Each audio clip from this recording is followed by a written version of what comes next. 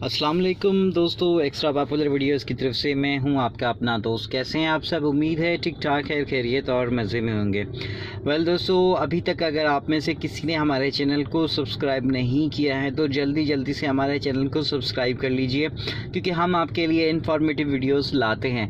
गाड़ियों की ड्राइविंग के हवाले से तमाम वीडियोस जो है वो हमारे चैनल पर मौजूद हैं और आगे भी हम आपको जो है वो इस तरह की वीडियोस से जो है वो आपको हम एंजॉय करवाते रहेंगे। दोस्तों, यहाँ पर जो है वो मेरे पास जो है वो आज ये वीडियो बनाने का मकसद जो है वो ये है कि मैं आपको क्लच, ब्रेक और एक्सीलेटर के हवाले से पूरी इन्फॉर्मेशन बताऊं कि इनको किस तरह से जो है वो ऑपरेट करना है और किस तरह से जो है वो क्लच को प्रेस करना है, किस तरह से रिलीज़ करना है और क्लच कौन सा होता है, ब्रेक, एक्सीलेटर कौन सा होता है। तो जनाब शुरू करते हैं। ये देख लें, ये यहाँ पर जो आपकी मैनुअल गाड़ी होती है, मैनुअल गाड़ी में 3 पेडल्स आते हैं। चाहे कोई भी आपके पास गाड़ी हो, चाहे कोई भी मैनुअल गाड़ी हो, उसके अंदर 3 पेडल्स होते हैं और उनका सीक्वेंस भी यही होता है। ये होता है एक्सीलेटर और ये होता है ब्रेक और ये है क्लच। मतलब ABC। अगर आप इसको इस तरह से सीक्वेंस में याद रखना चाहें तो ABC, मतलब ये राइट वाला पाँव जो है वो आपका ये एक्सीलेटर और ब्रेक को जो है वो करेगा ऑपरेट, और ये लेफ़्ट पाँव जो है वो आपका सिर्फ़ और सिर्फ जो है वो क्लच को ऑपरेट करेगा। और यहाँ पर ये फुट रेस्ट दिया जाता है बड़ी गाड़ियों में, लेकिन ये सुजुकी कल्टस VXL 2019 मॉडल है तो इसमें ये फुट रेस्ट इन्होंने नहीं दिया है। तो आप अपने पाँव को जो है वो ऐसे ही नीचे रख सकते हैं और यहाँ पर जो है वो ऐसे पैडल के ऊपर अपने पाँव कभी भी नहीं रखना है, क्योंकि इससे जो है वो आपकी क्लच प्लेट जो है वो और प्रेशर प्लेट जो है वो उस पर असर पड़ता है। तो इसलिए अपना पाँव जब भी आप क्लच इस्तेमाल करें उसके बाद इसको यहाँ पर नीचे का ला दिया करें, ताकि आपकी क्लच जो है वो और क्लच प्रेशर प्लेट जो है वो आपकी दोनों उनकी लाइफ जो है वो ज़्यादा हो जाएगी।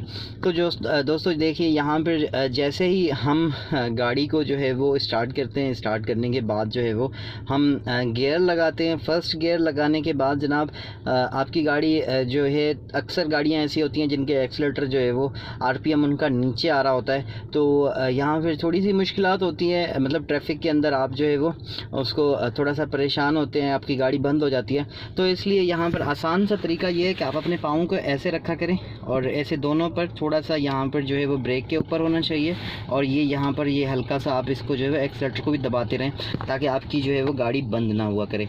तो जनाब ये जो दोनों पेडल हैं आपके, एक्सीलेटर और ब्रेक का पेडल, ये आप इस पैर से जो है वो इनको ऑपरेट किया करें और ये जो है वो क्लच जो है वो आप लेफ़्ट वाले पैर से ऑपरेट किया करें। तो देखिए, अगर हमने गाड़ी को गियर में लगाया उसके बाद हमारा एक्सीलेटर से भी और ब्रेक से भी पाँव ऊपर है, क्योंकि हमारी गाड़ी जो है वो रुकी हुई होती है। हम जैसे ही क्लच को दबाएंगे पूरे एंड तक, ठीक है, गियर ये एंड तक पूरा हमने क्लच को दबाया।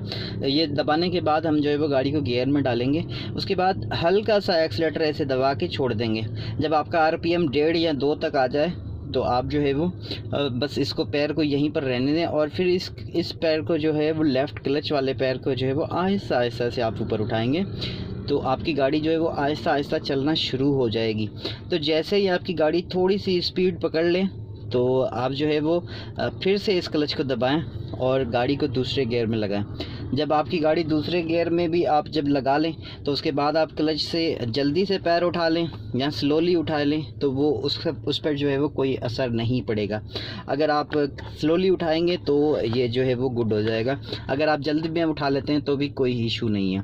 तो ये जो है मतलब यहाँ पर अगर गाड़ी को आप स्टॉप कर रहे हो तो आप जो है वो स्टॉप के लिए जाहिर सी बात है हम जो है वो एक्सीलेटर से पैर उठाएंगे तो ही हमारी गाड़ी जो है वो स्पीड उसकी कम होगी और उसके बाद ही हम ब्रेक लगाएंगे।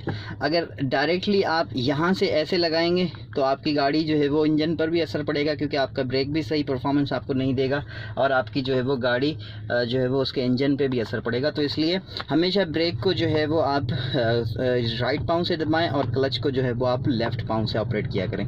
तो ये जनाब ये चीज़ थोड़ी सी जो है वो आपको शुरुआत में मुश्किल लगेगी, लेकिन जब आप थोड़ा सा टाइम इस पर जो है वो आप गाड़ी चलाएँगे तो यकीनन आपके लिए ये मसला ही नहीं होगा। आप जब थोड़ा सा आपकी प्रैक्टिस हो जाएगी 1-2 साल की, तो ये आपके पाँव जो है वो खुद ब खुद इनको ऑपरेट करते रहेंगे। आप इस तरफ ध्यान ही नहीं देंगे।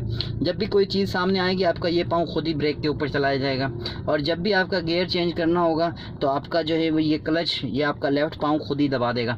तो ये चीज़ जो है वो थोड़ी सी मुश्किल है, लेकिन नामुमकिन नहीं है। इसलिए जो है अगर आप न्यू ड्राइवर्स हैं तो आप जो है वो इस चीज़ को अपने जहन में बिठा लेंगे। कोई भी काम जो है वो मुश्किल नहीं होता है, सिर्फ थोड़ा सा आपको शुरुआत में इन चीज़ों पर जो है वो फोकस करना पड़ेगा। उसके बाद आगे जैसे ही आपकी प्रैक्टिस हो जाएगी तो उसके बाद आपके लिए कोई मसला नहीं होगा। मैं बता रहा हूँ, कोई मसला नहीं होगा। आप एक ऐसे ड्राइवर बन जाएंगे कि आप जो है वो आप खुद हैरान रह जाएंगे। तो इसलिए सबसे पहली बात होती है कॉन्फिडेंस, शौक़। अगर आपके अंदर शौक़ है और कॉन्फिडेंस है अपने आप के अंदर तो आप एक अच्छे ड्राइवर जो है वो बन सकते हैं। और आप बेफ़िक्र होकर गाड़ी चलाएं, कुछ नहीं होगा, कुछ नहीं होगा। सिर्फ़ और सिर्फ आप जो है वो इस ऐसे रूट पर गाड़ी चलाएं जहाँ पर जो है वो ट्रैफिक वगैरह ना हो। बाकी कुछ नहीं होता, इंसान के लिए कुछ मुश्किल नहीं है। तो मेरी दुआएं आपके साथ हैं और मैं हौसला भी आपको दूंगा कि कभी भी डरा मत करें ड्राइविंग के दौरान। अगर आप डर जाएंगे तो कभी भी आप अच्छी गाड़ी नहीं चला सकते। तो बेफ़िक्र होकर गाड़ी चलाया करें और इन टिप्स को जो है वो फॉलो किया करें। इंशाल्लाह आप एक बहुत ही अच्छे ड्राइवर बन जाएंगे। तो आई होप कि आपको ये चीज़ समझ में आ गई होगी। अगर हमारी वीडियो आपको पसंद आती है तो हमारे चैनल को सब्सक्राइब करें, वीडियो को लाइक करें और नीचे कमेंट करके हमें ज़रूर बताया करें हमारी, अगर आपको वीडियो से फ़ायदा होता है या अगर हम कोई गलती करते हैं तो हमें आप ज़रूर बताइए। Thank you so much for watching. अपना बहुत सारा ख्याल रखिए। मिलेंगे अगली वीडियो में, तब तक के लिए अल्लाह हाफिज़।